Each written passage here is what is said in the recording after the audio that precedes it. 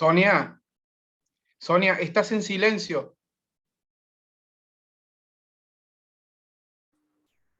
Gracias. Muy bien, Ahora gracias. Sí. Gracias. Buenas tardes a todos y a todas. Bueno, es un gusto estar ahora acá con ustedes y vamos a arrancar con esta cursada con un invitado muy especial desde Argentina, Córdoba, Argentina, del Centro Grodec. Y bueno, este evento está realizado por Amauta con vinculación con la Universidad Autónoma de Querétaro, Facultad de Psicología, Campus San Juan del Río, y CESECO, la Central de Servicios a la Comunidad. Pablo Luján nos va a compartir un poquito acerca de su trayectoria y el tema que va a abordar él es un tema que ha venido trabajando desde hace tiempo, tanto en la parte clínica como en la parte de investigación. Y la temática se intitula ¿Por qué enfermamos? El drama oculto de las alteraciones del cuerpo. Y bueno, estamos muy gustosos de tenerlo acá con nosotros y pues bueno, yo cedo los micrófonos a Pablo. Bienvenido. Adelante. Muchas gracias. Bueno, buenas tardes a todos. Bueno, buenas noches, imagino, allá en México. Bueno, les cuento así muy generalmente. Como verán acá en la carátula dice ¿por qué enfermamos? Y al final dice Centro Grodec, ¿no? Centro Grodec fue un médico psicoanalista que era discípulo de Freud y que fue una de las primeras personas que se animó, por así decir, a tratar a los enfermos orgánicos a partir del psicoanálisis, ¿no? Él se decía a sí mismo que era el salvaje del psicoanálisis porque en cierta forma tenía un carácter muy rebelde, pero en honor a él le pusimos ese nombre al centro de aquí de Córdoba capital, ¿no? Pero este grupo de gente de acá de Córdoba forma parte de instituciones más grandes, ya más instaladas, de más prestigio. Una está en Buenos Aires, Argentina, que se llama la Fundación Luis Quiosa, que es la sede central, digamos, que está a cargo de Luis Quiosa, que es bueno, un innovador en la psicosomática psicoanalítica, y otro está en Río Cuarto, que es en el interior de Córdoba, que también se dedica a esto mismo, ¿no? Bien, pero bueno, vamos a hablar del por qué enfermamos. Decimos que vamos a hablar del drama en el alma y la enfermedad en el cuerpo. Y ustedes dirán, qué curioso, ¿no? Van a hablar del alma, van a hablar del espíritu, ¿no? ¿Qué es esto? ¿No? Pero bueno, es importante que primero aclaremos esto, ¿no? El concepto de alma que nosotros tenemos no es el concepto que tienen las religiones, ¿no? No es la idea de que uno cuando se muere expira y el alma se va a los cielos, ¿no? Freud usaba en alemán la palabra Seele, que después en el inglés, cuando la obra de Freud fue traducida por Strachey, se tradujo como mente, ¿no? O como psique. Pero la palabra psique es ¿cómo decir? Como el alma con el ropaje conceptual de la ciencia, por decir así, ¿no? La palabra alma tiene una raigambre emocional mucho más profunda, no es lo mismo decirle a alguien psique mía que decirle alma mía, ¿no? Conmueve mucho más afectos, ¿no? Y cuando hablamos de alma, hablamos del conjunto de propósitos que animan al cuerpo, ¿no? Como les dije, Freud no hablaba de psique, no hablaba de mente, él hablaba de alma en alemán, y en alemán la palabra alma se escribe Seele, ¿no? Cuando hablamos de espíritu, hablamos de lo que las almas tienen en común, ¿no? Tampoco estamos haciendo alusión a un esoterismo desenfrenado, ¿no? Le estamos dando un concepto mucho más acotado, que es lo que las almas tienen en común. Entonces a veces solemos hablar del espíritu de un pueblo, del espíritu de un grupo o el espíritu de una persona, para hablar de eso compartido, que muchas veces queda representado por el oxígeno y el aire que respiramos, ¿sí? Hasta aquí se va escuchando bien, ¿verdad? ¿No hay algún problema de audio o algo de eso? No, se escucha muy bien. Bien, perfecto. William Blake, que fue un poeta inglés que murió muchos años antes de que naciera Freud, decía que nosotros no tenemos un alma distinta de nuestro cuerpo, ¿no? Porque llamamos alma, en realidad, porque llamamos cuerpo a la parte del alma que se percibe con los 5 sentidos. Fíjense qué interesante la definición que da William Blake, ¿no? Llamamos cuerpo a la parte del alma que se percibe con los 5 sentidos, ¿no? Y Luis Quiosa, que investigó muchísimo en este tema, y bueno, en honor a él, obviamente, que tiene ese nombre la fundación en Buenos Aires, ¿no? Completó esto diciendo, llamamos alma al conjunto de propósitos que animan al cuerpo. Es decir, que estamos hablando de un cuerpo, de un alma y un espíritu que tienen una definición muy especial, ¿no? Es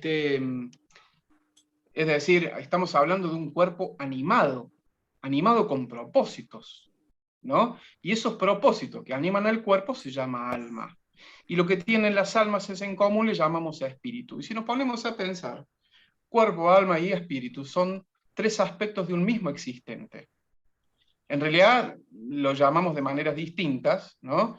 O lo percibimos como aspectos distintos, pero cuando nos ponemos a analizar en este asunto, pero en realidad son un mismo existente que lo denominamos de manera diferente cuando ponemos a pensarnos a nivel racional, ¿no? Bien, voy a dar un ejemplo. Cómo la idea de ver a cuerpo y alma y espíritu, es decir, cuando los vemos integrados, ¿no?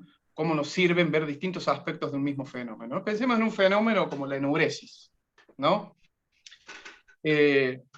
Bueno, como sabrán, la enuresis es esa patología a partir de la cual, por lo general, los niños se hacen pis en la cama, ¿no? Se orinan.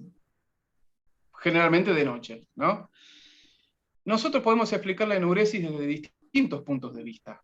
Podemos pensar, bueno, un enurético, desde el punto de vista médico y biológico tradicional, sufre una infección urinaria que lo lleva a la incontinencia, y a partir de ese mecanismo fisiopatológico explicamos la enuresis. Pero también podemos pensar que es una patología que expresa un conflicto anímico, un conflicto del alma, y podemos pensar que está vinculado a sentimientos de ambición, que es lo que nos ha llevado a la investigación, ¿no? A una vivencia de incontinencia, de unas ganas que siente que no puede contener, ¿no? A veces es una excitación de tipo genital, ¿no? Que tiene que ver con conflictos sexuales y también genitales. Bueno, como sabemos, genitalidad y sexualidad no es lo mismo para el psicoanálisis, ¿no? Pero también podemos pensar que esa ambición y esa incontinencia no es solamente ¿cómo decir?, una enfermedad del niño solo que enferma, sino que también está expresando como un fusible que estalla, un conflicto familiar. Y a la vez, la ambición es una patología y una manera de mal vivir, si se quiere, que forma parte de nuestra sociedad, ¿no? Entonces, el cuerpo, el alma y el espíritu son 3 maneras distintas de ver un fenómeno mucho más amplio. A veces hacemos hincapié en lo social, en lo que todos tenemos en común, otras veces hacemos hincapié en el aspecto individual y otras veces hacemos hincapié en eso que llamamos cuerpo, ¿no? Pero en realidad son 3 aspectos de un mismo fenómeno existente, que en sí mismo no es ni cuerpo, ni alma, ni espíritu. Le llamamos así a la hora de analizarlo, ¿sí? Lo mismo podemos pensar acerca de la delincuencia. Uno puede decir, bueno, la delincuencia puede ser comprendida a partir, ¿cómo decir?, de una predisposición genética que lleva a cierto cableado neurológico. Podemos pensar que el delincuente actúa por sentimientos de culpabilidad o por determinados rasgos perversos, pero también podemos pensar que la delincuencia es un emergente del mundo en el cual vivimos y que todos de alguna forma participamos de este tipo de corrupción. Vamos hasta aquí, ¿no? Cualquier cosa, me avisan si hay algún desperfecto. Bueno, vamos a tratar de no parar, pero si hace falta lo hacemos. En realidad, como decíamos recién, no hay una distinción cuando nosotros vivimos entre cuerpo y alma. Cuando 2 personas se besan, una persona no le dice a la otra, te voy a besar con mi cuerpo, y después más tardecito te beso con el alma, ¿no? En realidad, en un beso se besa en cuerpo y alma, y de la misma manera, cuando invitamos a amigos a cenar a casa, no invitamos al amigo psíquico y después viene el amigo somático, ¿no? En realidad el encuentro es psicosomático, es una totalidad indivisible, que después cuando nos ponemos a pensar en algún tipo de enfermedad lo empezamos a dividir, ¿sí? Bien, y esta cuestión me parece importante porque fíjense que ya estamos diciendo cosas que son muy novedosas, no sé si ustedes lo piensan así, ¿no? Pero es muy distinto a lo que estamos diciendo, a lo que habitualmente pensamos y lo que habitualmente piensa el consenso, ¿no? Porque pensando en este sentido, en la cuestión del espíritu, el primer malentendido que nosotros tenemos es que nosotros primero somos individualmente y después convivimos, ¿no? Y la investigación es lo que nos ha llevado a comprender, y hablo principalmente de la investigación en el terreno de los significados, en el terreno del psicoanálisis clínico, de lo que nos ha enseñado nuestros pacientes, pero también la investigación de la literatura, los nuevos aportes de la ciencia, principalmente los nuevos aportes de la biología, ¿no? De que en realidad no es que primero somos y después convivimos, ¿no? Somos porque convivimos, nacemos en un mundo de interlocución, ¿no? De la misma forma que una célula hepática, cuando está sola tiene una forma, cuando está aislada tiene una forma, y cuando empieza a convivir con las demás, toma una forma distinta, ¿no? Y se transforma a partir de su entorno. Y bueno, a nosotros nos pasa igual, ¿no? Y es que somos siendo con los otros, nuestro carácter está armado también en el contacto con los demás. No podemos vivir aisladamente, ¿no? Un psicoanalista argentino que murió hace mucho tiempo, que se llamaba José Blecher, le llamaba el mito del hombre aislado, ¿no? Él decía que esto es un gran mito, ¿no? De ninguna manera nacemos aislados y después empezamos a convivir, y es algo que nosotros podemos elegir hacer o no hacer. Inevitablemente convivimos. Vivimos inmersos en un mundo de interlocución de la misma forma que le sucede a la neurona, ¿no? Luis Chiosa, al respecto, da un ejemplo muy lindo, que él pone el ejemplo de un ciclón, de un tornado, ¿no? Que uno lo ve como una especie de existente individual que viene arrasando con todo, ¿no? Que se lleva pedazos de casa, animales y todo este tipo de cosas, y uno tiende a pensar, a decir que ese remolino tiene una existencia individual, pero es un malentendido. En realidad, ese remolino está constituido por la sustancia del entorno, ¿no? Y de la misma forma nos sucede a nosotros, ¿no? Bien, esto se le llama cuarta injuria narcisista, como pusimos allí. Porque, bueno, si no, para el que no lo conocen, la primera injuria a nuestro narcisismo, decía Freud, fue la idea de que no somos el centro del cosmos, ¿no? Nosotros somos un planeta de un sistema, el sistema solar, que forma parte, es una especie de borde de una galaxia olvidada dentro de un sistema infinito, ¿no? Esa fue nuestra primera injuria narcisista, la que darnos cuenta de que no somos el centro del cosmos. La segunda vino de la mano de Darwin, ¿no? Nosotros, bueno, estamos hechos y estamos cableados y somos hermanos de nuestros hermanos animales. No somos tan diferentes de los animales, ¿no? Y nuestra ascendencia es esencialmente animal.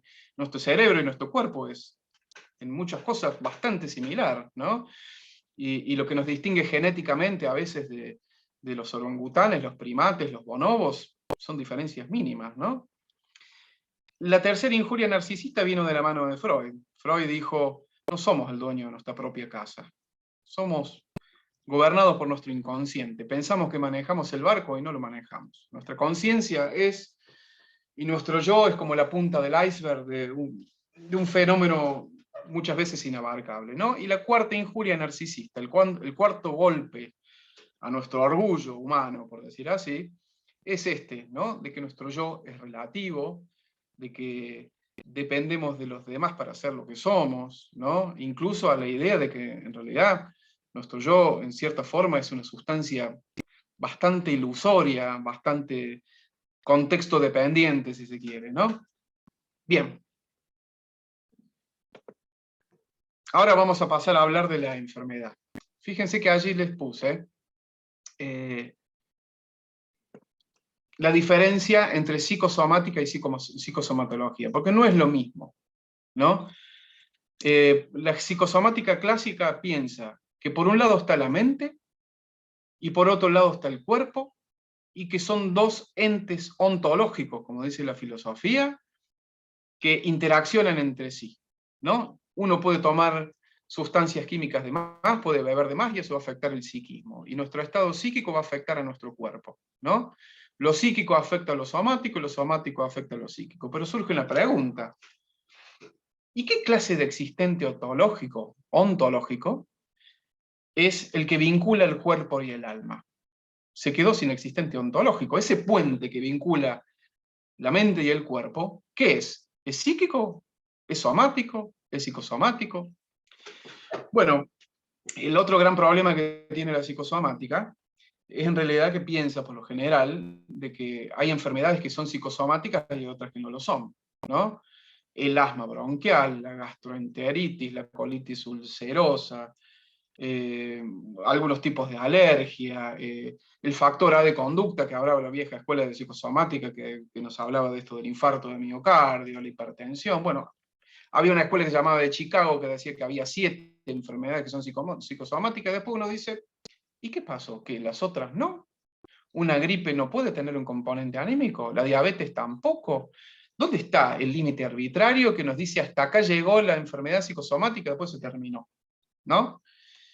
Hay otra escuela de psicosomática que dice que, bueno, que nos enfermamos psicosomáticamente porque existe un déficit de mentalización. Y nosotros decimos, nos parece que los que tienen el déficit de mentalización son los investigadores, no los pacientes, ¿no?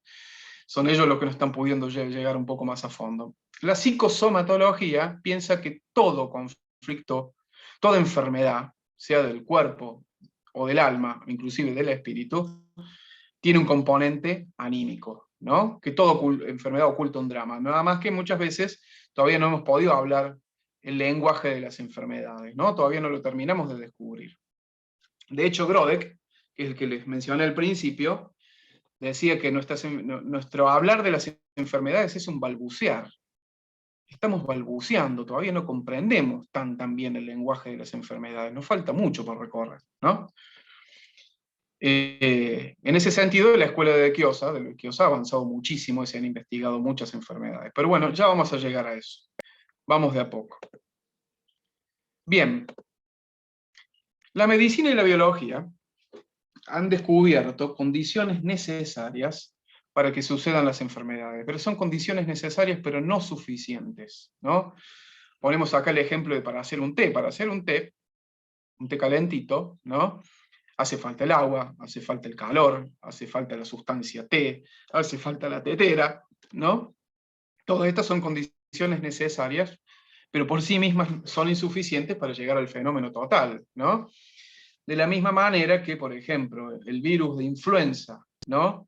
El Helicobacter pylori, ¿no? La Escherichia coli, ¿no? Todos estos microorganismos son necesarios, pero no suficientes para que se produzcan las enfermedades, porque tiene que haber otras condiciones, y esas condiciones son los conflictos anímicos, ¿no? Pero de la misma manera, los conflictos anímicos son condiciones necesarias, pero no suficientes, también tienen que estar los otros aspectos. ¿Sí? Bien. En ese sentido, esto es muy importante, ¿no? Porque muchas veces lleva como ciertas rivalidades y malentendidos desde el enfoque psicosomático clásico, a pensar que si es una cosa, que si se explicó una causa, entonces ya nos podemos desligar de explicar su sentido, ¿no? O de comprender su sentido. Entonces alguien dice, bueno, sí, pero ya sabemos cómo es el mecanismo a partir de cómo actúa la influenza, ¿no? Tiene estas sustancias, estas proteínas, que son la hemaglutinina, la neuraminidasa, que licúan los epitelios del pulmón, y bueno, ya sabemos cómo se produce la fiebre. Sí, fantástico, ¿no?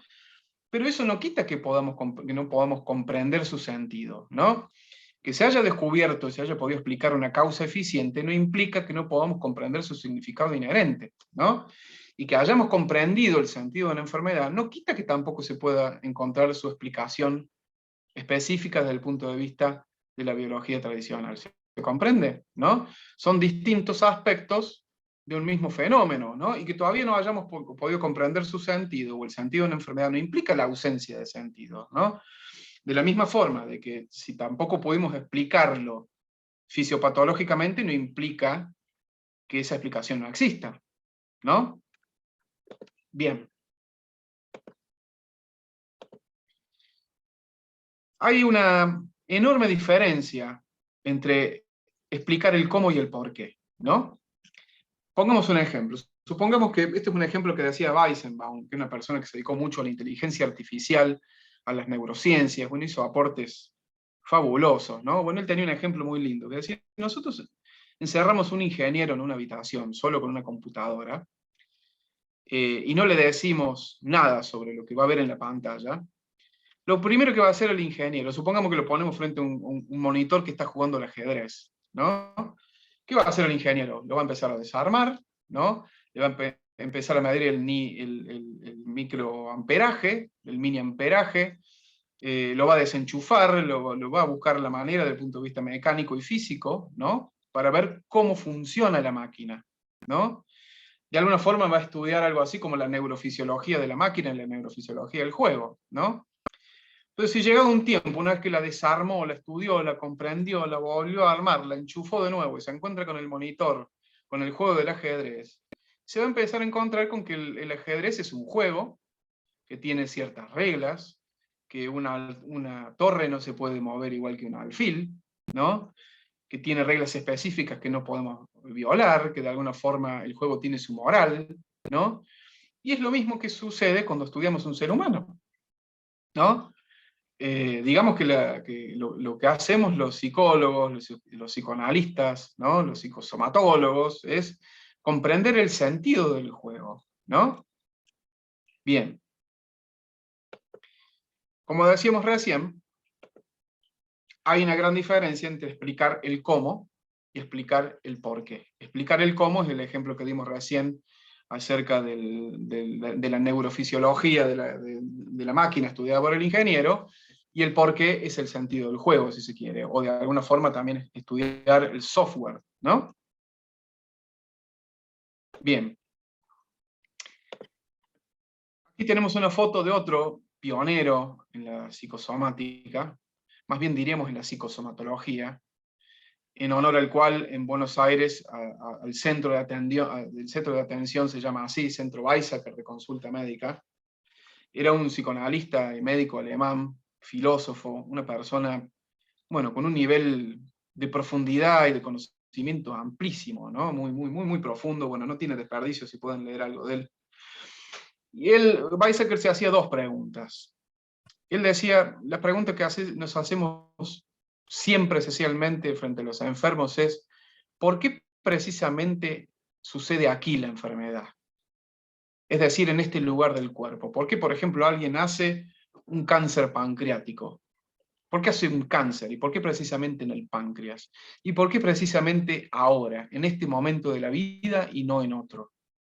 Y la respuesta, si esa pregunta nos va a llevar a comprender más a fondo cuál es el drama inconsciente que la enfermedad oculta, ¿no? Digamos de paso, que acá ponemos un ejemplo de una persona que se engripa, ¿no? Digamos de paso que en un sentido general enfermamos porque sentimos, o de alguna forma no queremos sentir, un drama que se nos hace intolerable a la conciencia, que preferimos presentarlo como enfermedad orgánica para no hacer consciente el conflicto. Eso en un sentido general, ¿no? Si esa persona pudiera tener más cerca de la conciencia su conflicto inconsciente, ¿no? No necesariamente lo llevaría a una enfermedad orgánica, porque hacer una enfermedad orgánica también es una manera de tener menos consciente un asunto. Bien. En términos generales, la filosofía, la medicina, la psicología, el pensamiento en general, ha dado distintas respuestas acerca de esta relación entre el cuerpo y el alma, o el cuerpo y la mente. Una es la relación entre idealismo y materialismo, la otra entre el monismo y el dualismo, ¿no? El idealismo extremo, acá lo ponemos a Quijote y Sancho Panza, ¿no? Porque justamente el Quijote era el idealista extremo y Sancho Panza era el materialismo prosaico, ¿no? ¿Qué dice el idealismo extremo? Bueno, el mundo es una invención de mis sentidos, solamente existe el yo, ¿no? Mi conciencia percipiente, ¿no? algo que en la filosofía se llama solipsismo, ¿no? Ese es un extremo. El otro extremo es el materialismo extremo, es decir, el psiquismo no existe, es una especie de fantasmagoría que emana del funcionamiento cerebral. En todo caso, hay un materialismo moderado que es el que dice la mente es una especie de propiedad emergente, de la misma forma que cuando unimos el cloruro de sodio se da la sal, ¿no? La otra discusión, o los otros puntos a los cuales ha llegado la filosofía, es el dualismo, que lo tenemos ahí como representante a Descartes, a René Descartes, ¿no? Y el monismo, ¿no? El dualismo que decía, existe la res extensa, ¿no? Que es la materia, y la res cogitans. Fíjense que la psicosomática clásica se asienta en este dualismo, ¿no? Por un lado está la mente, por otro lado está el cuerpo, y se relacionan a partir de una sustancia que no sabemos qué es, ¿no? Bien.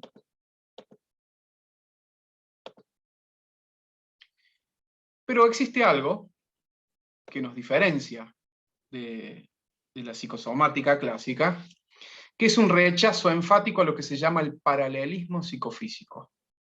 El paralelismo psicofísico es por decirlo así, este suelo filosófico de fondo que muchas veces no cuestionamos y que forma parte de nuestras creencias, producto incluso de nuestra era moderna, que es esta idea de que por un lado está el cuerpo, por otro lado está el alma, y que son procesos paralelos. Por eso se llama paralelismo psicofísico, ¿no? Freud muchas veces quedó atrapado en el paralelismo psicofísico y otras veces lo pudo trascender de una manera muy profunda. Una de esas maneras en las cuales lo pudo trascender fue en lo que él llamó su segunda hipótesis fundamental del psicoanálisis, cosa que muchos autores lo han obviado y que poquitos lo han señalado y se han dado cuenta de ello. Uno de ellos fue Luis Quiosa, que fue el que más lo desarrolló, el que más lo profundizó, y quien ha desarrollado toda una corriente de la psicosomática que se llama psicosomatología, ¿no? Bien, veamos unos ejemplos, ¿no? Fíjense que la psicoterapia tradicional, el psicoanálisis que aprendemos en la universidad, lo que enseñan los institutos psicoanalíticos, ¿no? Es más la psicosomática, ¿no? Fíjense estos puntos que bueno, acá tenemos en la diapositiva, ¿no? En el PowerPoint. El cuerpo funciona como un generador del alma, ¿no? Es decir, primero está el cuerpo. Nacemos siendo una sustancia biológica, y hasta que no se desarrolla un cerebro, no tenemos nada parecido a un psiquismo, ¿no? El cuerpo es esa especie de fuente biológica, ¿no? Las pulsiones, que es eso que estudia el psicoanálisis, ¿no? Se apuntalan en las funciones fisiológicas. De nuevo, ¿no? Primero están las funciones fisiológicas y de a poquito se va agregando el psiquismo encima, ¿no? Bien, el otro malentendido aquí es el de las pulsiones generan las fantasías inconscientes, ¿no? Pongamos un ejemplo dentro del paralelismo psicofísico. Cualquier cosa después vamos a volver sobre esto. Sé que es un asunto complejo, lo estamos diciendo muy rápido, lleva mucho tiempo comprenderlo, pero me parece que es muy, muy importante que aunque sea un poquitito podamos pescar, porque es una diferencia importante. Fíjese en esto, ¿no? En un proceso digestivo, supónganse, ustedes ahora están escuchando esto, no sé, en México, a mí se me ocurrió la palabra criollito, pero es una palabra muy cordobesa de una comida de acá de Argentina, pero imagínense que se come, no sé, algo con guacamole, ¿no? Lo ingresan a su boca. El guacamole, bueno, cuando lo van masticando con los dientes, uno tiene conciencia de eso. También tenemos conciencia de la tensión gástrica, ¿no? De la tensión que produce en nuestro estómago la llegada de la comida, ¿no? Pero ya hay procesos fisiológicos que ya dejan de ser conscientes, ¿no? La secreción clorhídrica, la secreción biliar, la secreción pancreática, todo eso ya desaparece, ya no está más en nuestra conciencia, ¿no? Salvo que tengamos un cólico pancreático, una pancreatitis, en el peor de los casos, que tengamos un cólico biliar, que tengamos acidez estomacal, y ahí, bueno, ya porque hay algo que funciona mal, se nos hace consciente, ¿no? Y después, más o menos al final del camino, puede ser que podamos percibir un poco de nuestro peristaltismo. A veces sucede este fenómeno que se llaman los borborismos, ¿no? A veces sucede la cosa curiosa que no tenemos tanta conciencia de tenerlos y pensamos que la persona que está al lado nuestro es la que tiene el borborismo, ese ruidito de los intestinos cuando está bajando el alimento, que hace, ¿no? Y al final del proceso, con la defecación, volvemos a ser conscientes, ¿sí? O cuando no hay alimento, ¿no? Claro, también cuando tenemos hambre, exactamente, frente a una carencia sentimos, bueno, nos falta esto, ¿no? Acá hay otro punto muy importante, que es, somos conscientes, esencialmente, cuando necesitamos resolver algo, cuando hay una carencia, si no, todo eso sucede como un automatismo inconsciente, ¿no? Y en la psicoterapia esto sucede de una manera muy, muy evidente, ¿no? Supónganse que alguien viene, un paciente, se recuesta en el diván y dice, ay, hoy me siento de bien. A uno ya le resulta sospechoso. Si se siente tan bien, ¿por qué necesita decir que está bien? ¿No? Es porque está intentando negar que no se está sintiendo tan bien. Hay algo que no está funcionando bien y hay algo del bienestar que no funciona, ¿no? Si no, el bienestar es un acontecimiento inconsciente, simplemente convivimos, simplemente somos, ¿no? De la misma forma que, como el ejemplo que pone Kiosa, dice, ay, qué bien que me cayeron hoy el plato de espagueti, ¿no? Pero si uno está diciendo eso, porque uno siente que hay algo con la digestión, sea física o psíquica, que no nos está yendo tan bien, ¿no? Bien, pero ¿qué dice la segunda hipótesis fundamental del psicoanálisis? Lo que dice, volvamos a lo que dice el paralelismo. El paralelismo psicofísico dice que esos procesos que dejan de ser conscientes y se vuelven inconscientes pasan a ser somáticos, ¿no? Se le llama el concomitante somático, por ejemplo, la secreción biliar, la secreción pancreática, ¿no?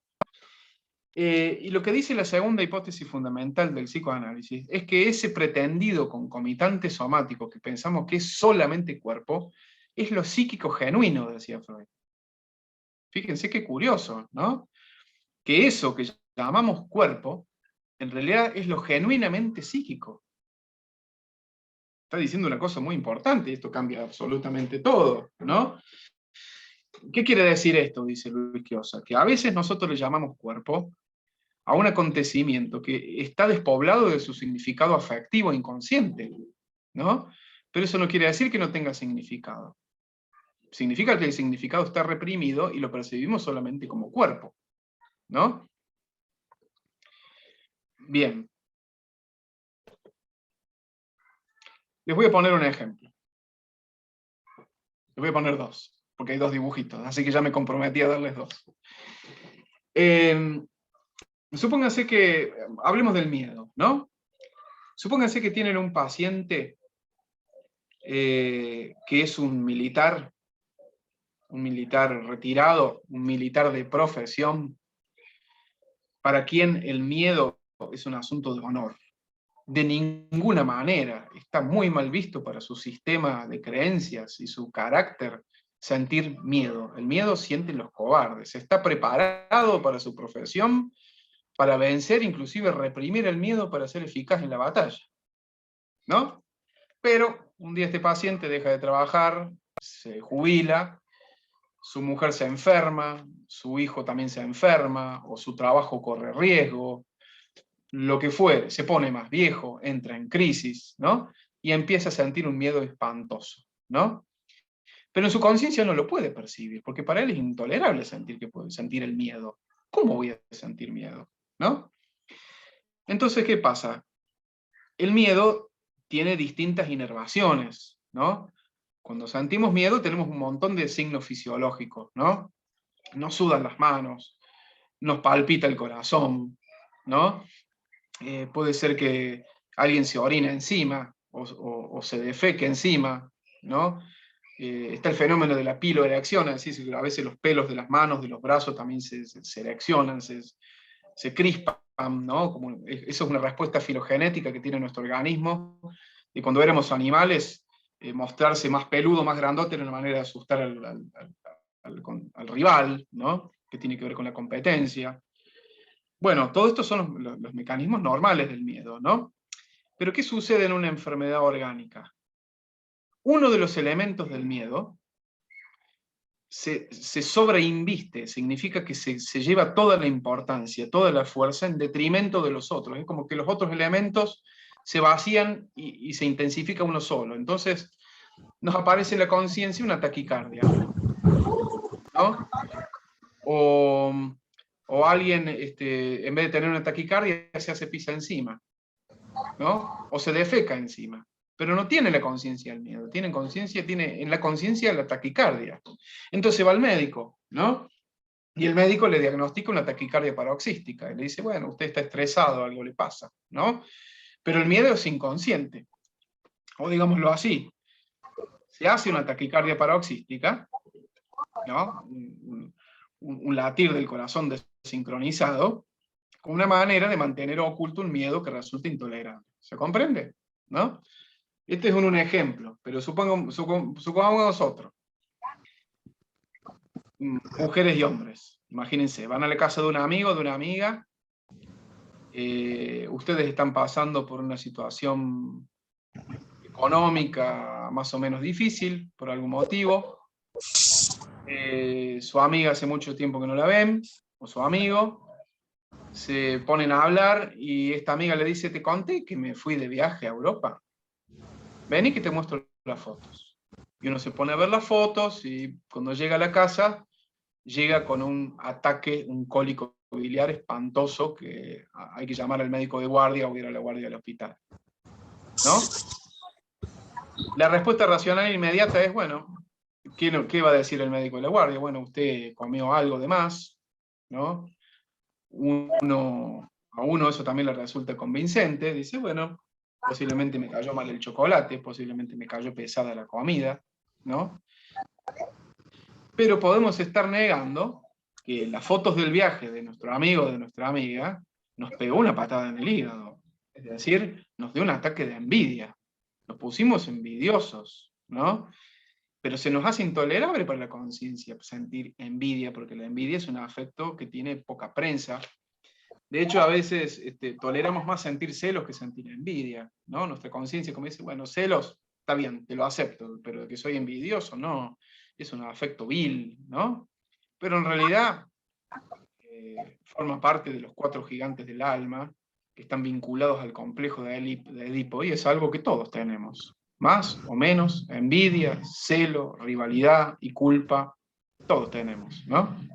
Pero bueno, aquí el cólico biliar sirvió para mantener oculto un afecto de envidia, ¿no? ¿Y por qué un cólico biliar y no otro órgano del cuerpo? Y bueno, esto está investigado, ¿no?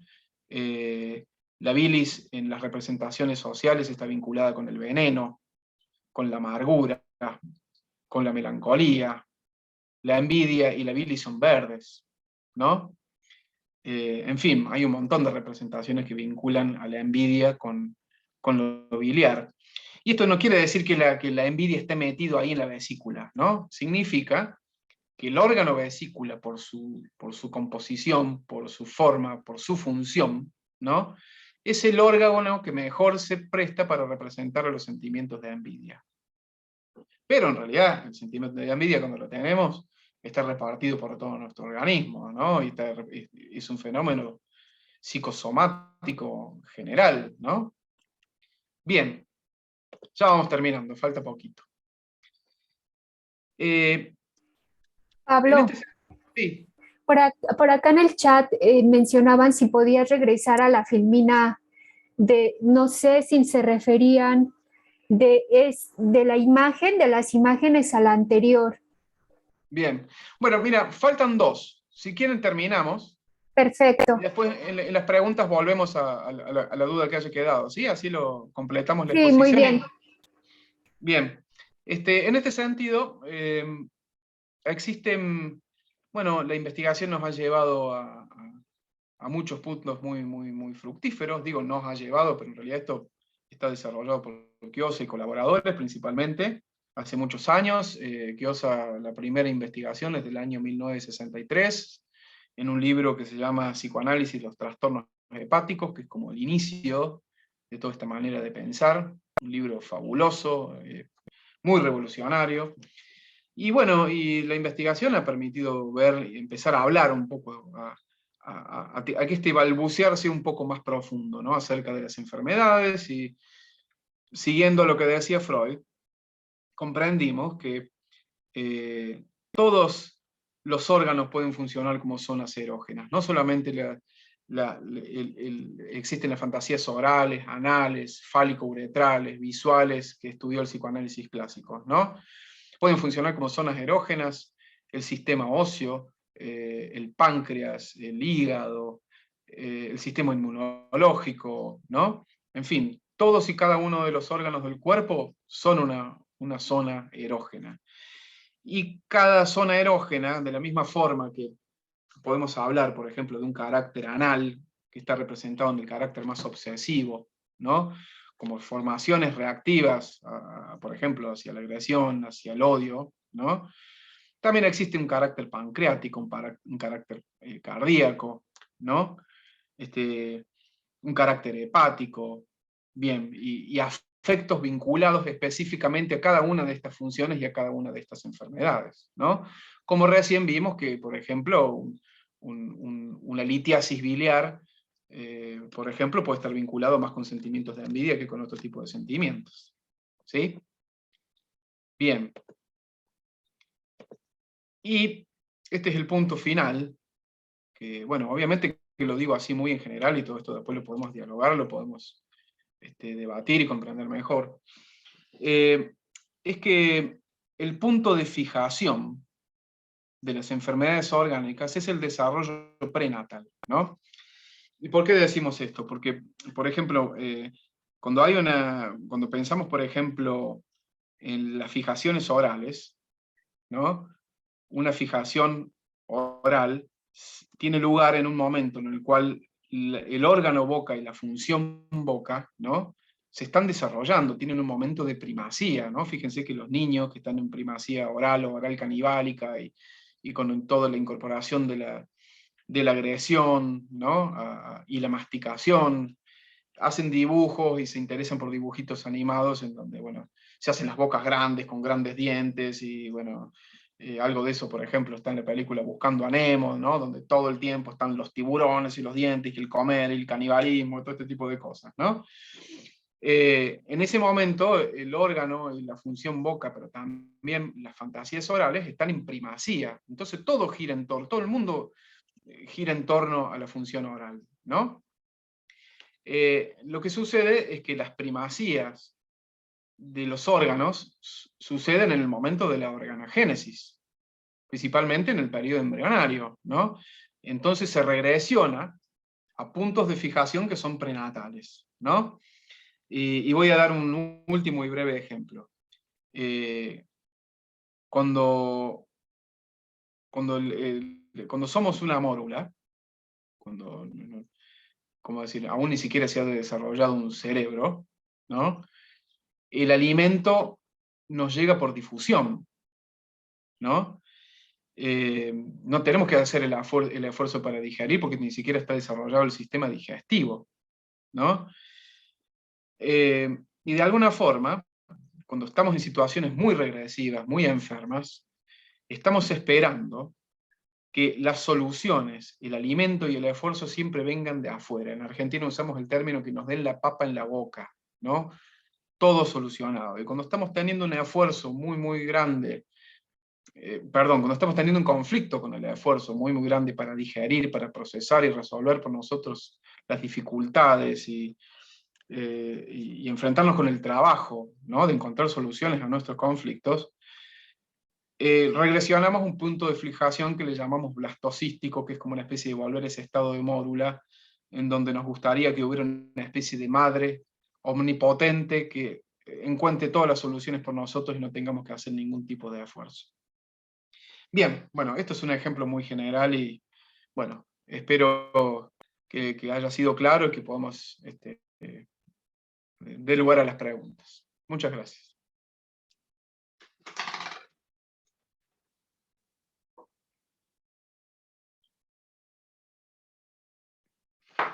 Está sin audio, Sonia. Gracias. Bueno, muchas gracias, Pablo. Entonces vamos a dar pie a preguntas, a comentarios. Pueden activar su micrófono, prender su cámara. No sé si quisieras dejar de compartir pantalla, Pablo. A ver, déjame ver cómo sería, a ver. En la Pasa que parte de, sí. en la parte de arriba de tu computadora hay ¿Ahí? una barra verde, después una roja, en la roja. Sí, tengo una verde, a ver. En la ¿Pausar roja, puede ser? ¿Ahí? No, la roja, deja. ¿Ahí está? ahí está. Ah, bien. Bien. Gracias.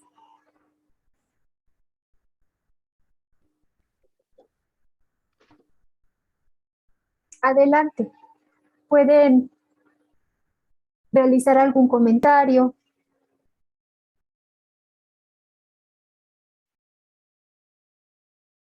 Acá en el chat me parece que...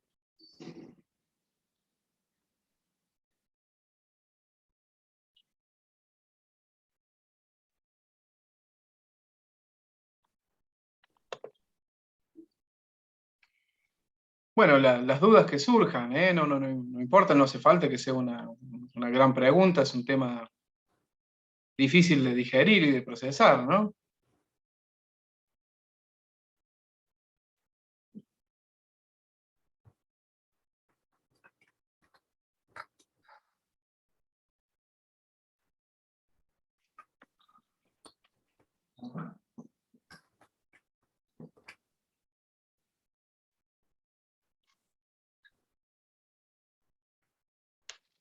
Han quedado mudos. Un tanto, Pablo, sin duda, la temática es muy interesante porque inicia hablando de que eh, no hay una diferenciación entre cuerpo y alma, que es sumamente importante el impacto, el efecto que tienen los afectos en el cuerpo, que es muy Así es, importante esa localización.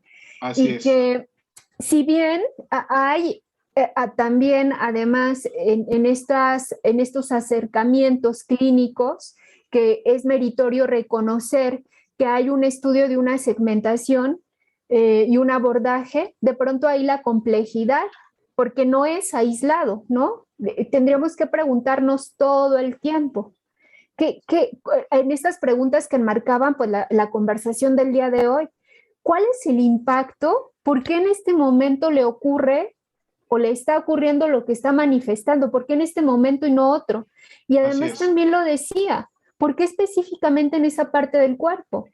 Y así me es. hacía pensar de manera muy importante, por ejemplo, lo que ocurre con los historiales clínicos de Freud, un tanto acerca de cómo estas pacientes mostraban su sintomatología en la histeria y además realizaban una especie de conversión dentro del soma, ¿no? Lo cual es muy interesante.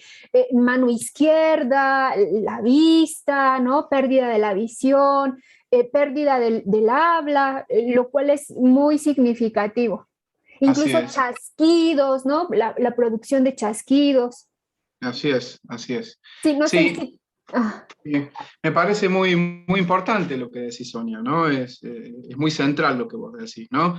Primero la cuestión de que no hay una diferenciación entre cuerpo y alma, salvo cuando nos ponemos a estudiarlo, ¿no? Como ponemos en el ejemplo del beso, ¿no? Cuando hay un beso y cuando hay un abrazo, no hay un beso psíquico y un beso somático, es psicosomático, ¿no? Y las enfermedades tienen que ver esencialmente con afectos reprimidos, ¿no? Ahora pensaba en algo que vos dijiste acerca de la conversión, ¿no?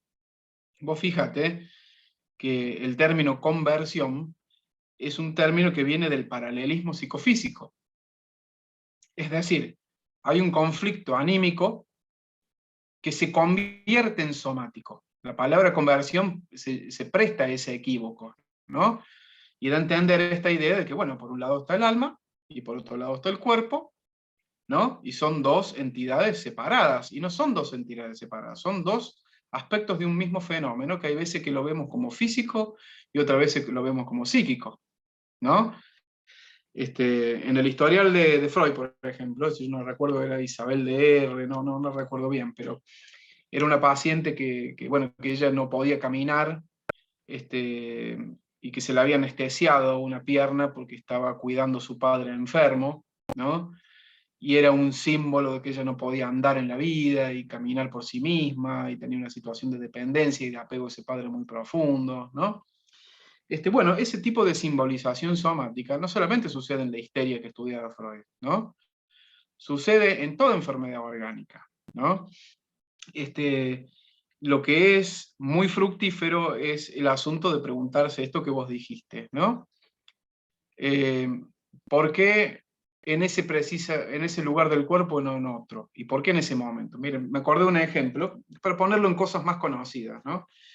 Hay una película vieja, bastante edulcorada, romanticona, pero bueno, que capaz que todo el mundo vio, que se llama Tienes un email, que era con Tom Hanks y, ay, ¿cómo se llama esta mujer rubia? Bueno, no me acuerdo. Se trataba de una chica que tenía una librería, esa librería era. ¿Cómo? Melanie Griffith. No era Melanie Griffith, no, es otra más peticita, rubiacita, ruludita, parecida, pero no me acuerdo bien. Bueno, el asunto es que esta mujer tenía tenía una librería que había sido heredada por la abuela. Esta librería se funde, ¿no? Va a la quiebra, la tiene que vender, ¿no? Y bueno, y en la escena posterior, cuando ella cierra la librería y se despide, porque para ella tenía un sentido de algo que a ella le hacía sentir contenida, le daba pertenencia, bueno, ella amaba los libros, ¿no? En la escena siguiente ella aparece engripada, ¿no? Meg Ryan. Meg Ryan, Meg Meg Ryan. Ryan. Sí. Y bueno, y ella aparece engripada, y uno dice, bueno, pero seguramente el director no tenía mucha conciencia de que estaba usando una gripe para expresar justamente un conflicto de desolación que ella sentía, ¿no? ¿Por qué el moco? ¿Por qué la fiebre? ¿No? ¿Por qué un trastorno pulmonar y no hizo otra enfermedad? Y bueno, porque son órganos y funciones que se prestan a representar una vivencia de desolación, de sentirse sin el amparo de eso que a ella la hacía sentir contenida. Me parece que la madre se había muerto y ella había puesto todo un significado de contención en ese lugar. Bueno, el moco significaba una especie de llanto inconsciente que ella no podía terminar de tener, ¿no? Bueno, y ahí vemos puntualmente cómo se expresa, ¿no? El trastorno respiratorio está vinculado más a una vivencia de desaliento, ¿no? De sentirse abandonado por un objeto muy primordial, algo que le hace sentir uno muy poco contenida, ¿no? Bueno, y ahí en ese momento estaba conociendo a este personaje que era Tom Hanks, y con el cual todavía no tenía una relación afectiva lo suficientemente profunda como para poder depositar un poco esa necesidad de contención en un objeto nuevo, ¿no? Bien, me parece que hay alguien que levantó la mano, Daniel Alcalá, ¿puede ser? Sí, sí soy yo.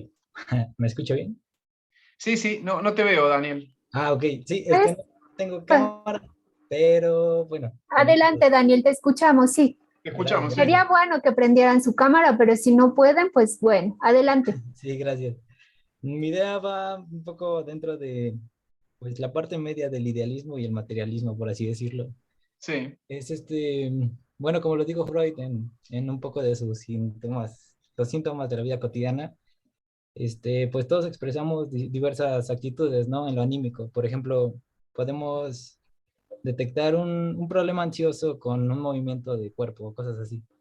Mi pregunta es, ya que lo anímico afecta pues también a los órganos, ¿hay algunas investigaciones que nos pueda proporcionar o no sé, alguna información acerca de exactamente qué órgano se daña?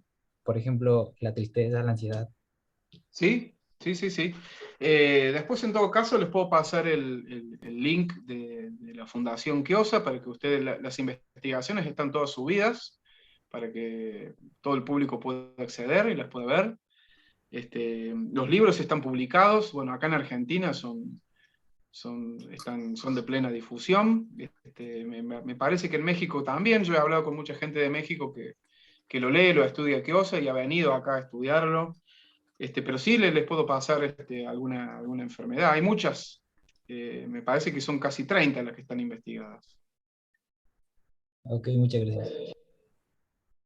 Gracias, Daniel. Por aquí Gracias, hay Daniel. otra participación. Elena, adelante.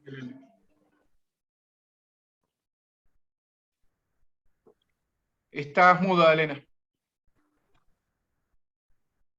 Hola Pablo, buenas Hola. tardes. Hola. Me puse a pensar al escucharte cómo todas estas manifestaciones se van manifestando en el cuerpo.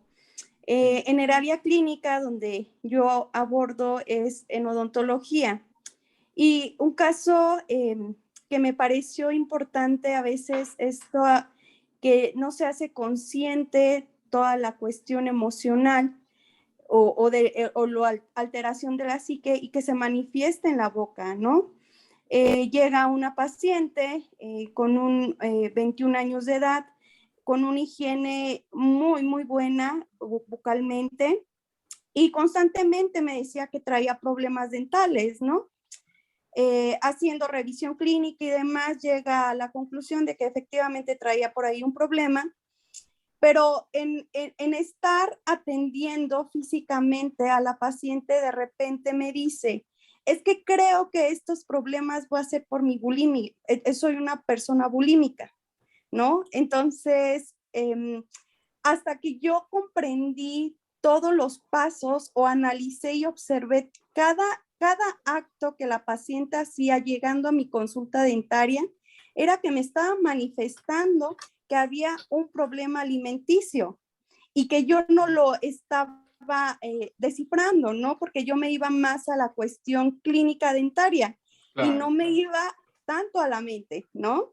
Hasta que ella lo plasma. Entonces me parece súper importante todo esto que estás mencionando en el área, que tenemos que estar abiertos a todas estas posibilidades, ¿no? Así es.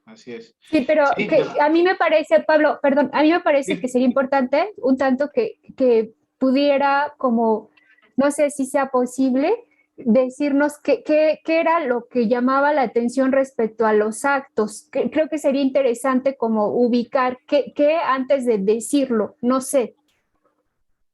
Al llegar a la consulta, se sienta, empieza a hablar sobre una extracción de uña enterrada en su dedo.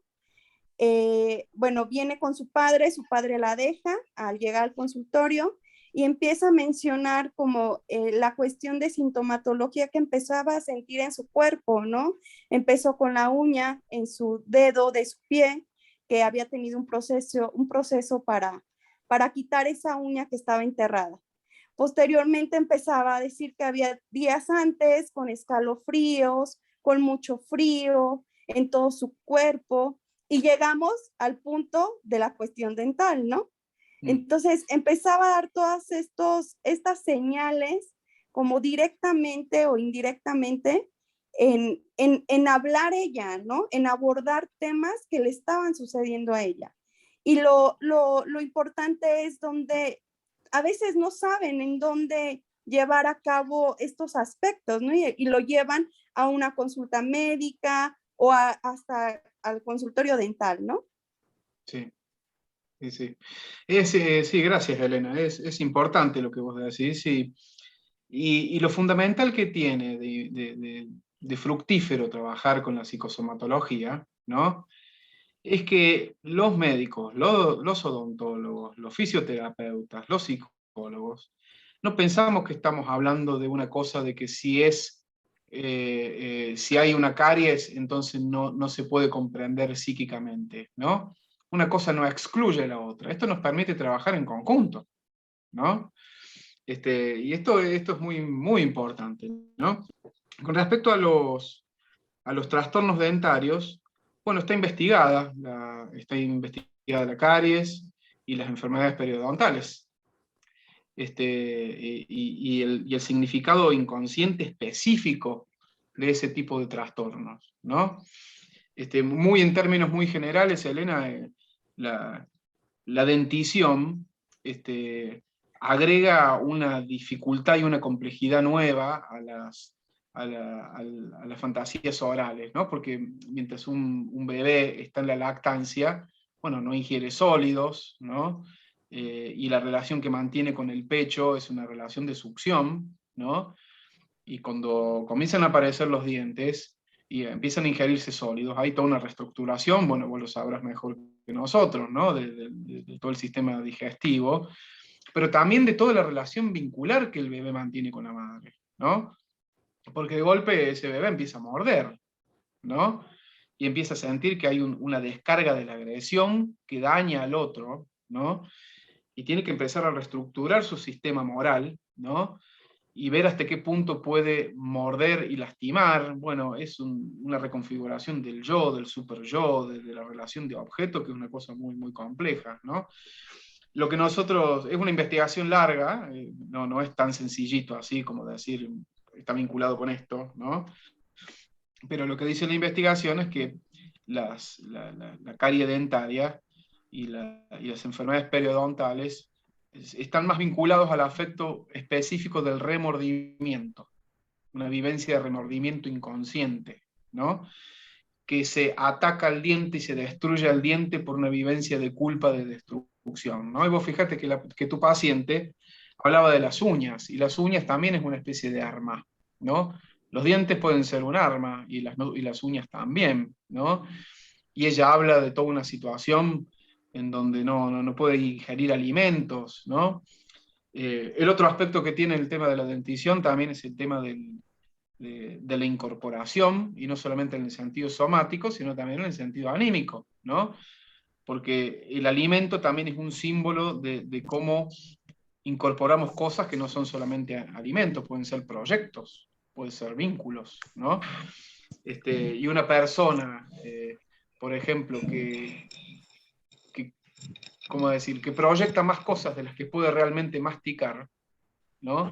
Que se pone voraz, ¿no? Y quiere tener todo porque tiene temor a que le vayan a arrebatar los proyectos y las oportunidades, bueno, está ejerciendo un sentimiento de voracidad, ¿no?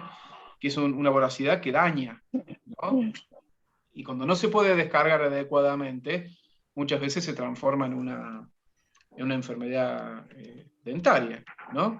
Pero bueno, está dicho así muy, muy esquemáticamente, pero a lo que iba es que la investigación está hecha y te puede llegar a ser de mucha ayuda para comprender un poco más a tus pacientes, ¿no? Gracias, Pablo. No, gracias a vos, Elena. Incluso Pablo pensaba para realizar una recomendación, ¿no? Si a consulta pueden llegar con ciertas situaciones que expresan o incluso para sostener una pregunta más que una recomendación directa, como, ¿y usted ha ido? ¿No? Como sostener la pregunta de recomendación, si incluso Claro. se ha tratado, no lo sé. Creo que es muy Sí. importante. Así es, así es. Sí, y la cuestión de poder derivar adecuadamente, ¿no? A nosotros, bueno, con el tiempo nos pasa cada vez más que, bueno, que son los médicos los que envían a los pacientes a tratamiento, ¿no? Muchas veces llegan pacientes con distintas enfermedades, o los pacientes mismos, ¿no? Que llegan diciendo, bueno, yo sé que esta enfermedad, bueno, la puedo tratar desde el punto de vista de la medicina tradicional, pero ya cada vez más las personas se están preguntando, bueno, ¿y qué tiene que ver mi hipertensión con lo que me está pasando a mí en mi vida, ¿no? Y esto, bueno, por suerte ha hecho que haya mayor conciencia de la necesidad de tratarse, ¿no? Que ya una vez que empiezan los tratamientos, cómo tratar a un enfermo, a una persona con enfermedad orgánica, cómo interpretarle, todo eso ya es parte de un inmenso capítulo que es la teoría de la técnica, ¿no? Que para eso hay que formarse, ¿no? Claro, gracias. Mariana Sánchez, te escuchamos. Sí, buenas tardes. Tengo como dos preguntas. La primera Sí. es que si todas las enfermedades orgánicas vienen cargadas directamente con una afección o problemas psíquicos. Esa es una, y la otra va relacionada como con las etapas de desarrollo. Sería, ¿cuál es la relación entre la enfermedad y las etapas de desarrollo que pasa la persona? Esto porque, por ejemplo, los niños he notado que tienen como muchas enfermedades estomacales, ¿no? Y luego los adolescentes con este ejemplo de la bulimia. Y luego en la vejez, por ejemplo, que es cuando ya se presentan más enfermedades. No sé si hay alguna relación con la etapa de desarrollo y las enfermedades. Y solo esa. Bien. Sí, Mariana. Mira, como decimos en la presentación, ¿no? Nosotros pensamos que toda enfermedad oculta un drama inconsciente, ¿no? El asunto es que descubrir ese drama inconsciente no es fácil, ¿no? Es muy complejo. Y justamente lo que decíamos es que, bueno, si necesitamos hacer una enfermedad orgánica es justamente para mantener inconsciente un conflicto que se hace intolerable a la conciencia, ¿no? Pero toda enfermedad orgánica tiene un componente afectivo, ¿no? Y el hecho de que podamos tener más consciente ese conflicto nos va a ayudar mucho a poder modificar el trastorno, ¿no? Con respecto a las etapas del desarrollo, sí, no sé si comprendo bien tu pregunta, pero digamos, tienes el micrófono prendido. Sí. Ahí está. Digamos que, ¿cómo decirlo? Sí, hay enfermedades que tienen que ver con las distintas etapas, sin duda, ¿no? Ponemos el ejemplo de la enuresis, ¿no? Es cierto que es más frecuente la enuresis en los niños. También es cierto que lo pasa a ser en los ancianos, ¿no? Y la incontinencia urinaria. Y la bulimia es cierto que es más frecuente también en la adolescencia, ¿no? Pero digamos, por ejemplo, pongamos un caso, ¿no? El cáncer. El cáncer es cierto que sucede en los niños, es cierto que sucede en los adolescentes, sucede en los adultos, pero estadísticamente es mucho más frecuente en la tercera etapa de la vida, ¿no? Si ustedes le preguntan a un biólogo y les va a decir, bueno, lo que sucede es que nuestro ADN cada vez tiene menos capacidad de repararse, se acortan los telómeros, esa parte del ADN que nos permite, ¿cómo decir?, que hace que nuestra vida se vaya cortando, nuestra capacidad de reparación se va deteriorando y es mucho más probable que hagamos un cáncer, ¿no? Fantástico. Esa es la explicación fisiopatológica, pero eso no excluye que pensemos que en la tercera edad, ¿no? Suceden muchos duelos muy importantes, ¿no? Pónganse a pensar que son personas que por lo general a veces viene la época de la jubilación, pensemos en alguien de 65, 70 años, ¿no? Los hijos ya se han ido de la casa, a veces puede tener un familiar o la pareja enfermo, o puede haber perdido un familiar, ¿no? Y es un momento de muchos duelos, ¿no? No solamente por la pérdida de seres queridos, sino también de los ideales logrados y materializados, ¿no? Muchas veces en la tercera edad se sucede la segunda adolescencia, esta famosa, ¿no?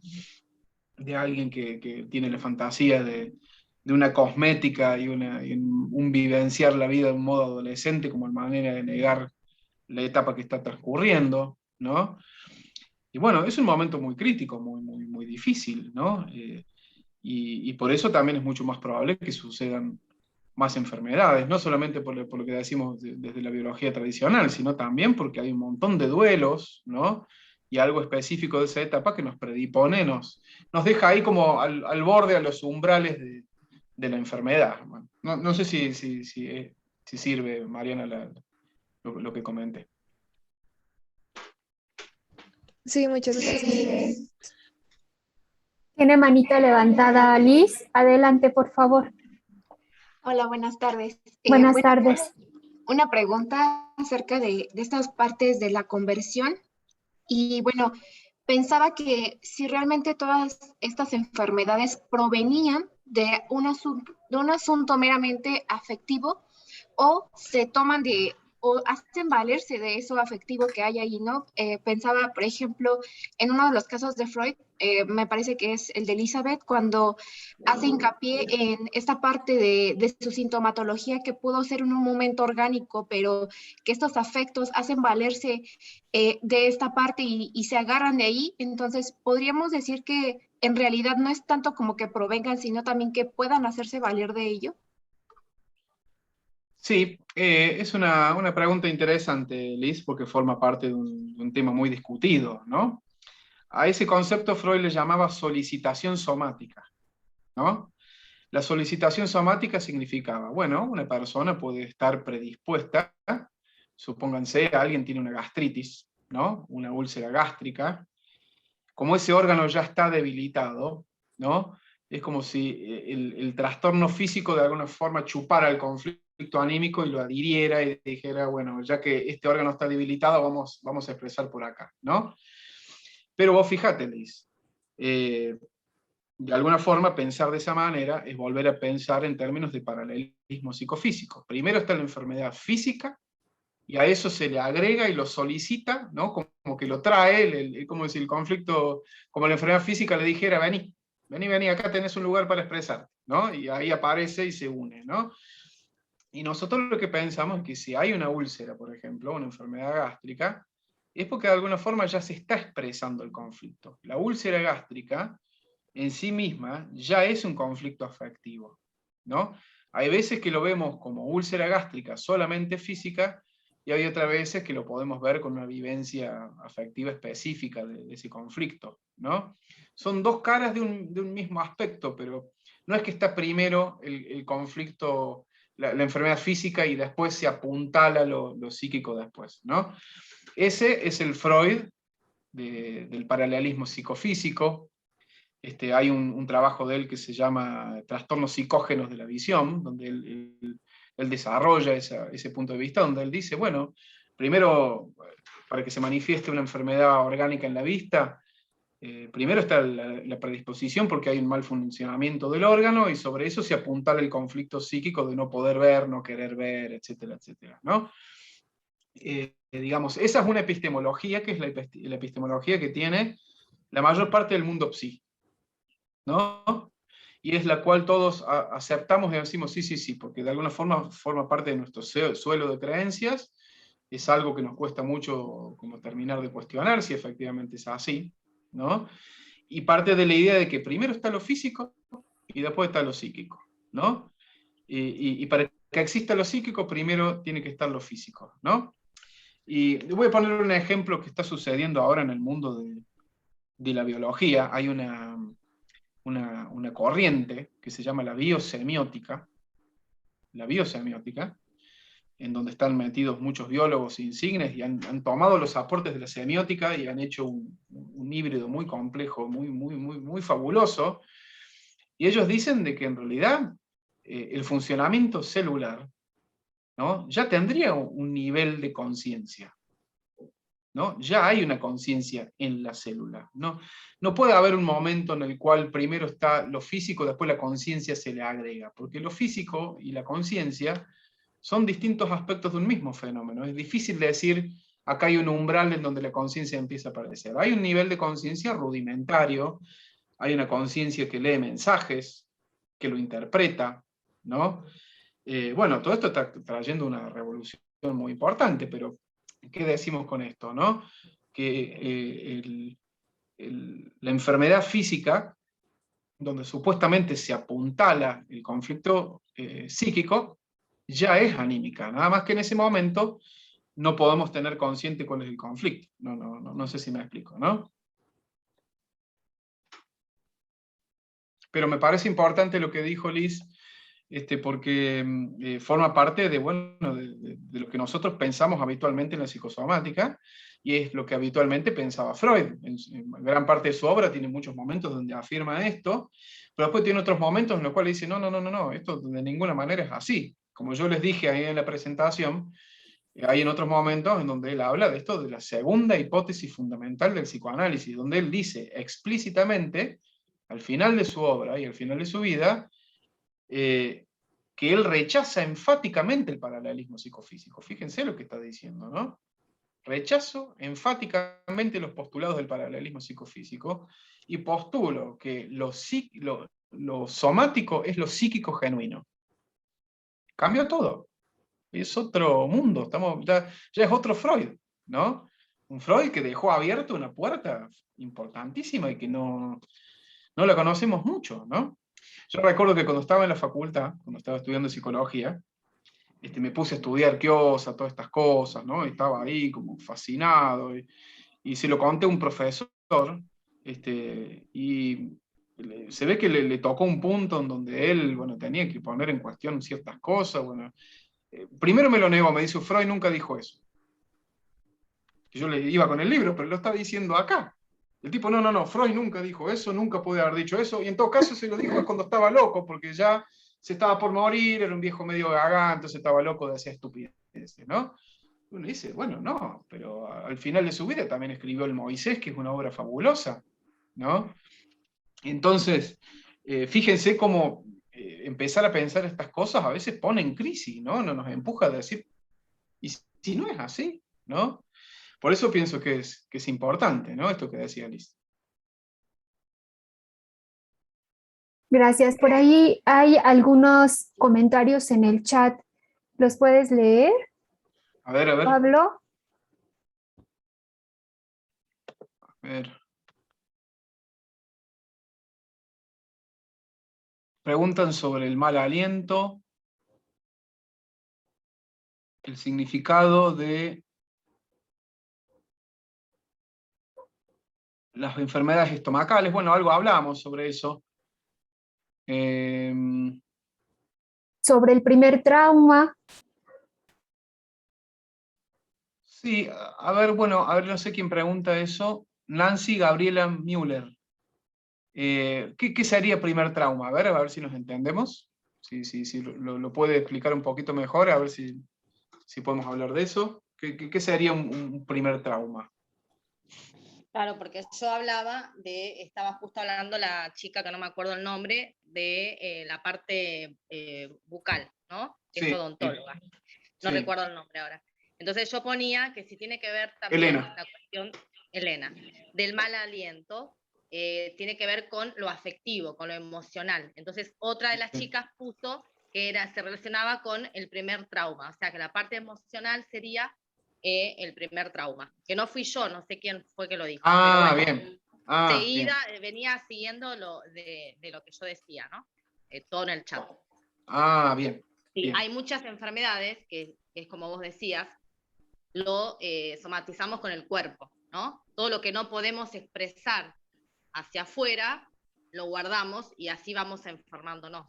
Ya sea, puede ser, como decías, una gastritis, una úlcera, erupción en la piel. No sé si estoy equivocada, ¿no? Sí. Está bien. Bueno, el tema de los trastornos alimenticios, todo tiene un porqué. Todo viene relacionado con lo afectivo, con lo emocional, con lo no poder decirlo, no poder, como decir, en palabras, ¿no? No poder manifestar lo que nos pasa en palabras. ¿Qué hacemos? Nos callamos, nos guardamos lo que sentimos para no herir, para no ocasionar un problema, porque a veces no podemos. Y bueno, todo esto genera que a la larga terminemos en una enfermedad. Sí. Y es importante porque tanto Sonia como vos, Nancy, y otra persona más que habló, no recuerdo bien, esto de lo afectivo parece una cosa sencilla, pero fíjense que no hay una... De hecho, Freud tampoco sistematizó su teoría de los afectos, ¿no? El que sí tomó lo que Freud dijo de los afectos e hizo una cosa más sistemática y para las enfermedades orgánicas fue Luis Quiosa, ¿no? Y la cuestión de lo afectivo es muy, muy central, ¿no? Y, por ejemplo, y más a la hora de la psicoterapia, ¿no? Lo que ha pasado con el tiempo es que mucho el psicoanálisis empezó siendo una psicoterapia muy corporal, por decir así, ¿no? Corporal es decir, muy ligado a lo afectivo, a lo pulsional, a ser consciente de todo este aspecto nuestro tan central, tan fundamental, ¿no? Y con el tiempo, y producto de los malos entendidos, bueno, deficiencias en la formación, de que el psicoanálisis sea más aceptado, se empezó a transformar en algo que se alejaba cada vez más de eso, ¿no? Alejarse de la vivencia transferencial, por ejemplo, que las vivencias transferenciales son esencialmente afectivas y profundas, de mucha intensidad, ¿no? Tal cual. Lo que sucede entre analista y paciente es algo muy intenso, ¿no? Hasta tal punto que tenemos que usar personajes del relato como para interpretar cosas, porque el nivel de intensidad que puede alcanzar, como en todo vínculo íntimo, es muy fuerte, ¿no? Para no llegar, ¿Cómo? para no llegar a esa contratransferencia. Claro, digamos, la contratransferencia existe siempre, ¿no? Nada más que no... El tema es cómo se la utiliza, ¿no? Claro. Porque de alguna forma lo que nosotros podemos comprender de la transferencia es a partir de lo que estamos sintiendo nosotros con nuestra propia transferencia. La palabra contratransferencia es media desafortunada, porque da la idea de que el paciente transfiere y uno contratransfiere, como si fuera una especie que uno devuelve eso, ¿no? En realidad el término más acertado es el que usó Freud en algún momento, que es transferencias recíprocas. Sí, o ¿no? muchas veces el psicoanalista se ve reflejado en el paciente, ojo. Sí, muchas veces no, siempre. ¿Cómo decir? Hay que solamente, claro, muy digamos... profesional, porque por ahí he escuchado casos que por ahí salen desde el punto del profesional paciente, porque, ya te digo, a mí me pasó, ¿no? Me ha pasado una psicóloga, me ha pasado a mí. O sea, estamos hablando o sea, creo que no está bueno que el profesional diga eso, ¿no? Claro. Porque pasa que eso ya eso es otra cosa, eso es un mal uso. Claro, no es correcto. Sí. Digamos, siempre un analista se tiene que atener a las reglas del encuadre, ¿no? No tiene que hablar de sí mismo, pero a ver cómo decir. La frase fue del encuadre. Supongamos, ¿no? El ejemplo que dimos de la persona que está viendo el álbum de fotos y tiene un cólico biliar, y nosotros pensamos que lo que está reprimiendo es un ataque de envidia, ¿no? La ocurrencia esa de que esa persona está teniendo un ataque de envidia, nosotros no lo podríamos llegar a conjeturar o a comprender si no fuera que nos conectamos con nuestra propia envidia inconsciente, ¿no? Se supone que el analista a su propia envidia la tiene un poco más consciente, la tiene un poco más elaborada, y es lo que le permite tolerarla un poco más adentro de sí, ¿no? Y le ayuda al paciente a no reprimirla, ¿no? Pero la envidia que vemos en el paciente es también la envidia nuestra, ¿no? Ahora, actuar la envidia de uno, bueno, ya sería una cosa mucho más fuera de las reglas del arte, digamos, ¿no? Qué sé yo, que el paciente se compre un auto y uno tiene un ataque de envidia de uno, bueno, esa persona, qué sé yo, debería dejar de atender, no sé, ¿no? Pero, digamos, esto me parece que es muy, muy importante porque lo que sucede en el vínculo transferencial es esencialmente afectivo, ¿no? Y después esto se empezó a tergiversar y se empezó a transformar en consejos racionales, en una cosa más intelectual, ¿no? Bueno, de alguna forma todos lo tenemos, obviamente que esto no es fácil, es algo muy difícil, ¿no? Que lleva como a querer ponerle cabeza y cerebro a algo que esencialmente es algo más cardíaco, por decir así, ¿no?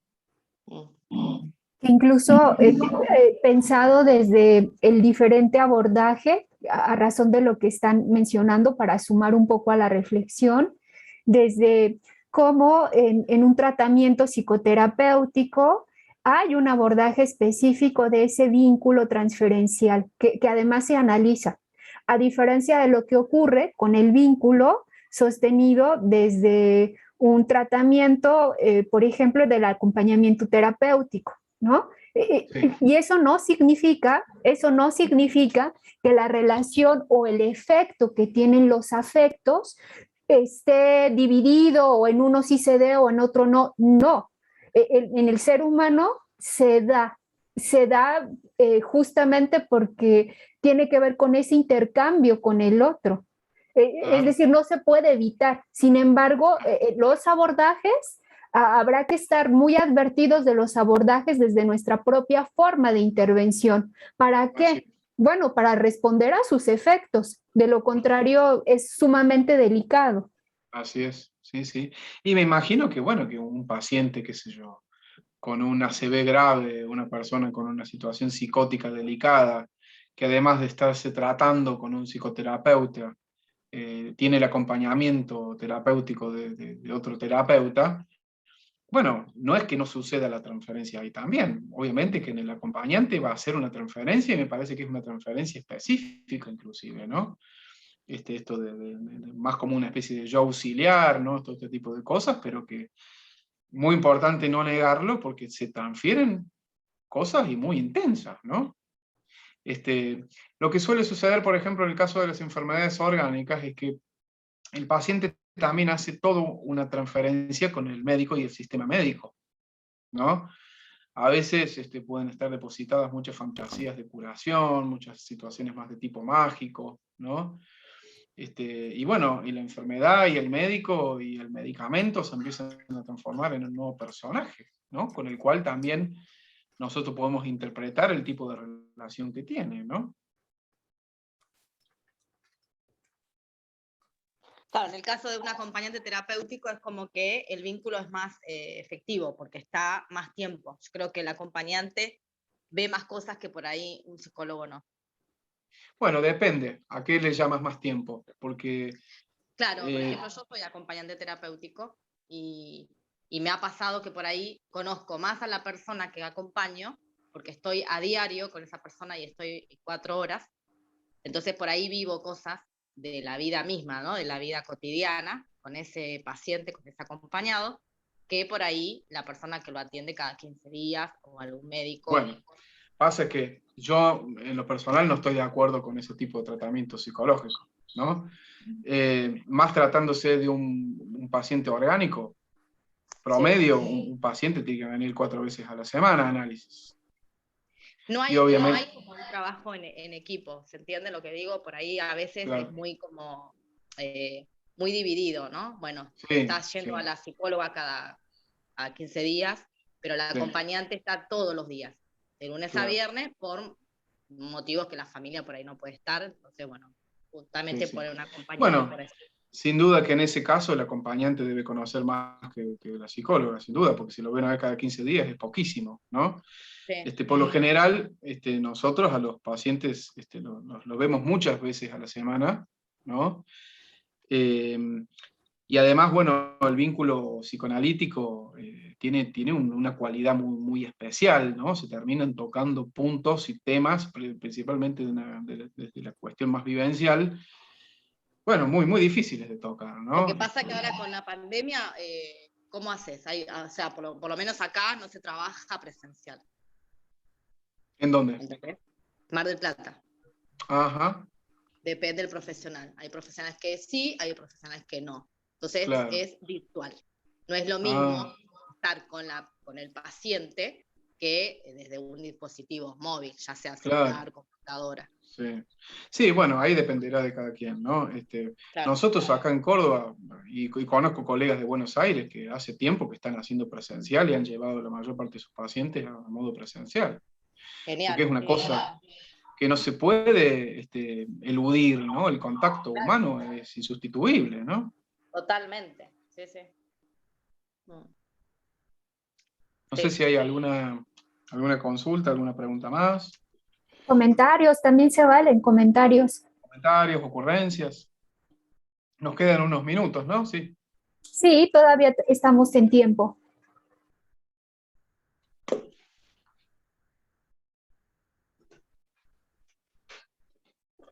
En el chat había algunas preguntas.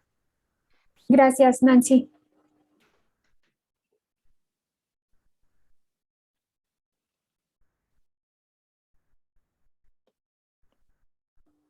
Bueno, hay una pregunta al final que cuáles son los aspectos emocionales relacionados a las enfermedades estomacales. Ya por ahí veíamos algo, pero no sé si quieras ahondar. Y después hay otra pregunta y esta pregunta tiene que ver con el vitiligo. Sí. Sí, y después hay otro de las enfermedades autoinmunes, ¿no? Sí, así es. Y también con la hiperventilación. Sí, y bueno, son temas como muy, muy amplios, ¿no? Imagínense que cada investigación ha llevado su tiempo.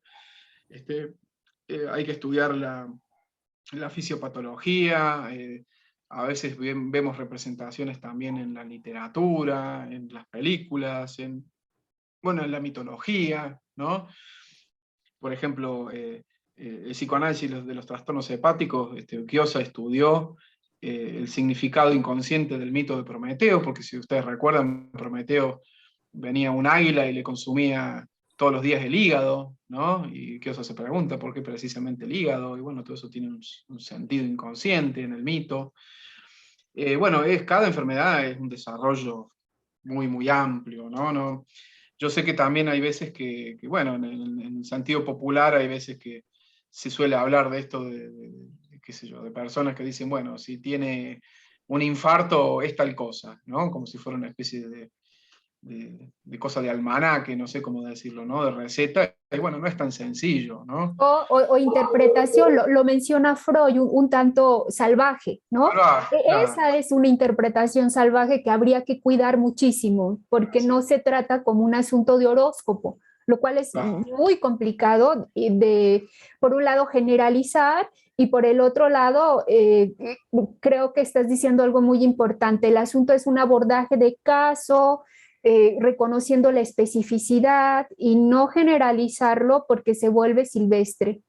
Sí, sí, y además, sí, es así, ¿no, Sonia? Y ¿cuál es el riesgo de esto, no? Que una persona puede, ahora pasa mucho incluso con la astrología, ¿no? Que dice, bueno, yo soy ascendente en Mercurio, y se da toda una explicación racional de por qué suceden las cosas, ¿no? No porque todo eso esté mal, ¿no? Sino de cómo se usa, ¿no? Y a veces puede haber explicaciones racionales que alejen, ¿no? De lo que realmente está sucediendo, ¿no? De la situación más afectiva. Entonces la persona tiene toda una racionalización consciente que lo aleja cada vez más de lo que realmente le está pasando, ¿no?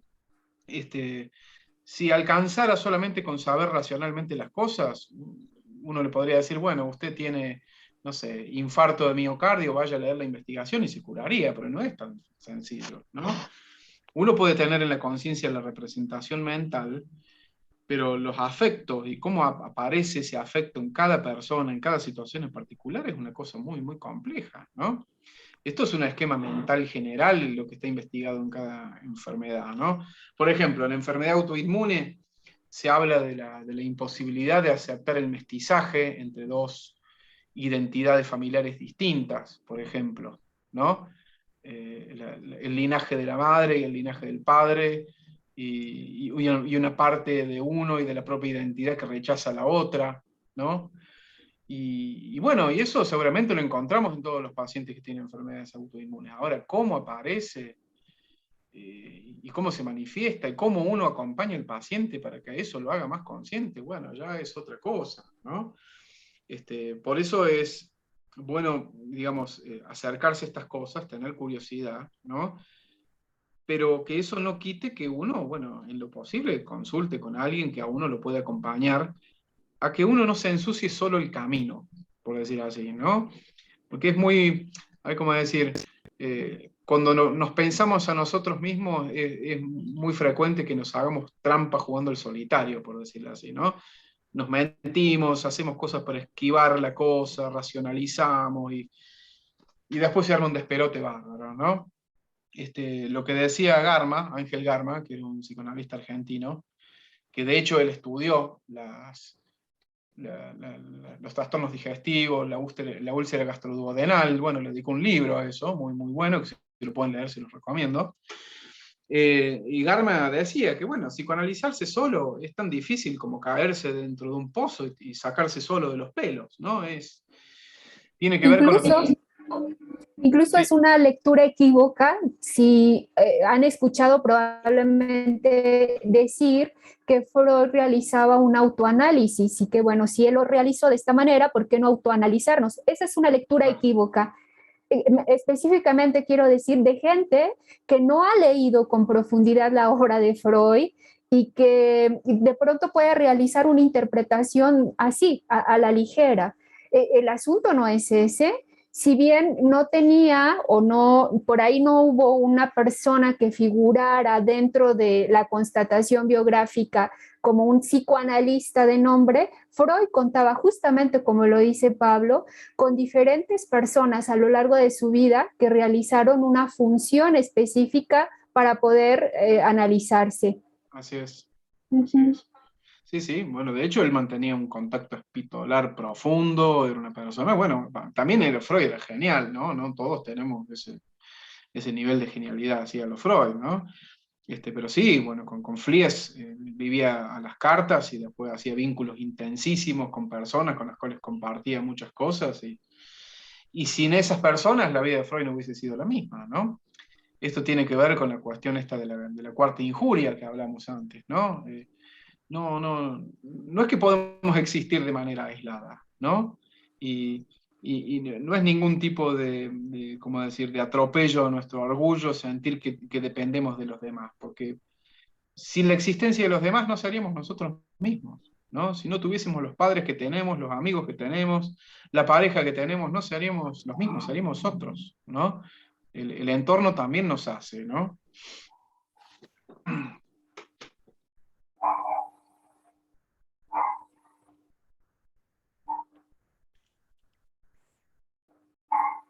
¿Algo más? Ahí preguntan por qué medios se van a compartir los documentos. Bueno, después yo se los puedo pasar a Sonia y Sonia vemos cómo se los comparte. Ese sería una situación compleja si nos dejan por acá, ¿qué será su correo electrónico quizás? O se los haremos llegar si se inscribieron, bueno, tendremos esa base de datos y a través de correo electrónico se los compartimos. Sí. Así es.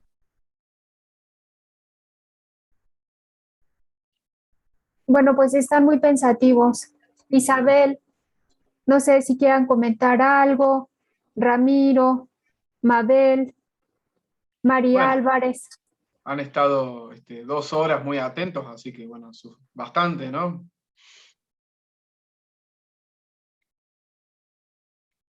Y además quiero decir, como para ir un tanto bordeando y reconociendo la complejidad de la temática, hemos estado pensando que, y bueno, y también es una especie como de consulta, que el abordaje específicamente de pronto se vuelve muy complicado si es de manera general.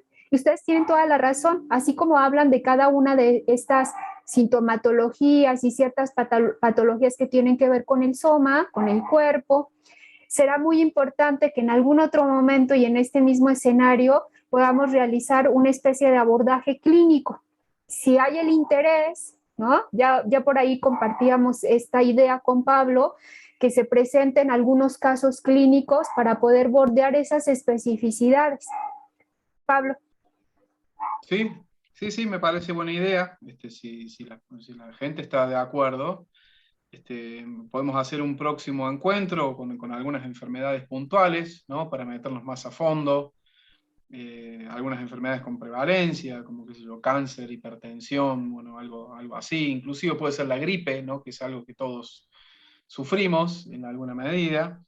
Y bueno, ya empezar a meternos más a fondo y ver si se pueden ver más casos clínicos, más concretamente, ¿no? Ahora esto fue un acercamiento muy general, ¿no? Sí, muchas gracias. No sé si quieras decir algo, Pablo, para ir cerrando. No, me parece que bueno, que hemos hablado mucho, ¿no? Yo les quiero agradecer por la participación, por las preguntas, siempre toda la interacción, siempre uno sigue aprendiendo, así que les agradezco mucho a todos y especialmente a Sonia y Marcelo por toda la disposición. Bueno, pues muchísimas gracias y seguramente nos estaremos encontrando. No sé, ¿quieres hablar? Sí, adelante, Isabel. Estaba diciendo, perdón, Sonia, que me voy a quedar con el título, El drama oculto en las alteraciones del cuerpo. Está muy bueno y da para largo esto. Así es. Totalmente Sí. de acuerdo, para repensarlo, llevarnos cosas, por ahí también que esta espina que nos mete, que pueda producir algo más como la búsqueda y la investigación, ¿no? Para poder leer más. Muy bien. Sí, sí. Y esperemos que nos encontremos pronto por acá, ya les estaremos informando. Un gusto y con esto cerramos. Muchas gracias, Pablo. Gracias a todos. Un Gracias. Igualmente. Que tengan buena noche. Hasta pronto. Gracias. Gracias. Gracias, Pablo. Gracias, Sonia. Hasta luego. Gracias, Hasta gracias. pronto. Por allá los veo, Eri. Muy bien. Gracias, Nancy. Hasta pronto.